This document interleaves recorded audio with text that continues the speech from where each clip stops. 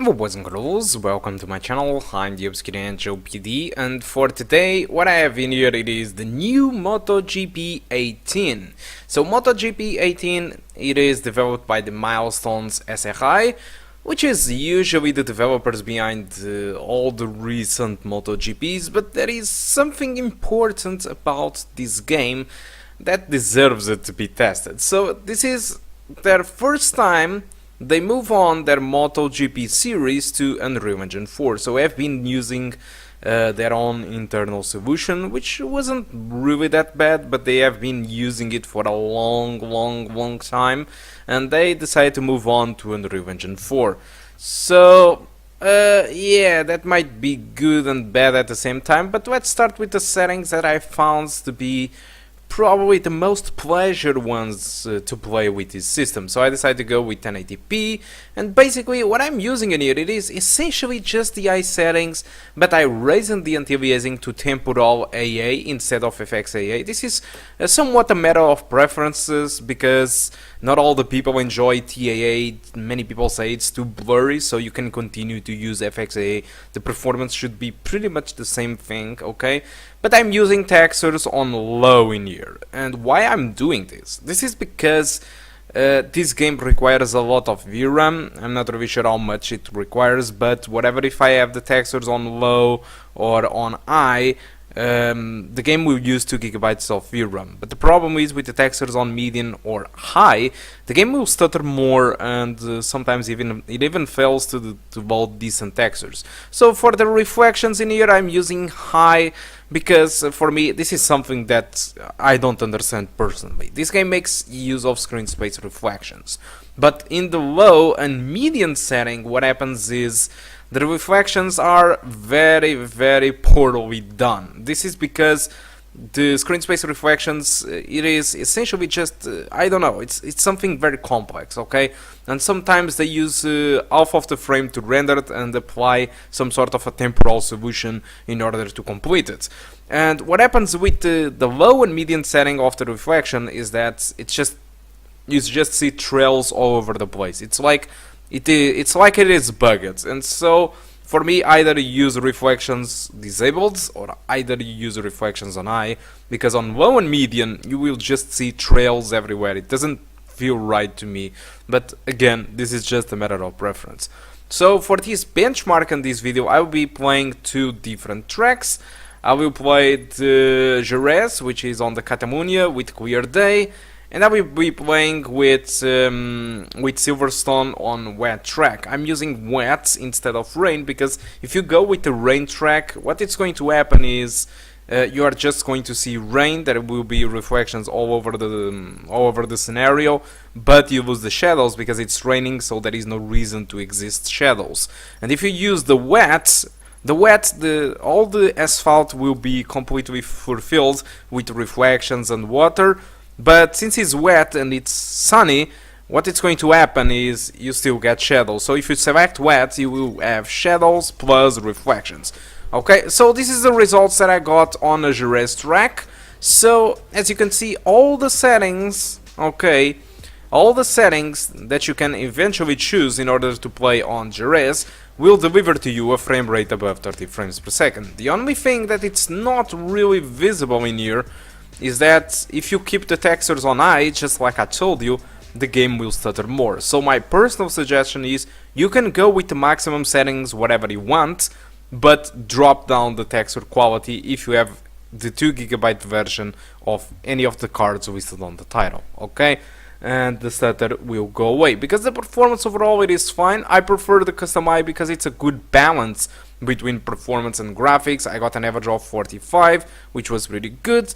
Now on the Silverstone with the wet environment, the stuff is really the same. So again, the performance is above 30 frames per second, which is good enough. I would prefer again to have 60, but unfortunately, as you can see, even if you go with the low settings, which is absolutely horrible, there is no shadows, there is nothing at all, it feels just bland, the average will be around 59 and the 1% low will be around 50. So even if I drop to 900p, there are sequences, for example on the Jerez track, where I don't get the 60 frames per second, and I would have to play without shadows and stuff like that. So it's a big downgrade to try to get 60 frames per second in this system, and so I don't think it is worth it. Okay, so we are here now on Jerez track. I will enable MSI Afterburner for you to see the frame rate.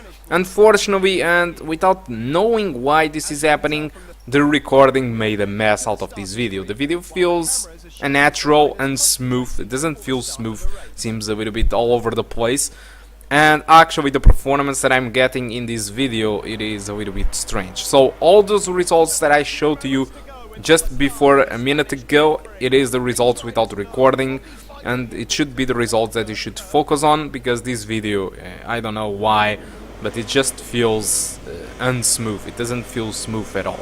Okay, so overall, what I did think about the improvements, for me, I think the improvements comparing to the ancient MotoGP series, to the other titles, I don't think that is a big revamp on the game itself. I think, yeah, they did change to Unreal, and some of the things feels more natural, like animations, but many other stuff, I think it's just, it doesn't feel right, you know. For example, the heat haze that comes from the exhaust of the motos, it doesn't feel right. I mean, all this Unreal Engine default tone mapping doesn't feel right. It feels too blurry all over the place. Even if you disable temporal anti-aliasing, even if you disable the motion blur and most of the stuff, you will feel that, I don't know, it feels like the ambience is a little bit strange. Everything is just too smooth and not crisp. It feels like the old engine might be a little bit older than it should be, but at least it was delivering good quality, good reflections on the bikes, and even the reflections on the tracks wasn't really that bad. So yeah, I think, yeah, they needed to use a new engine to, you know, to try something new.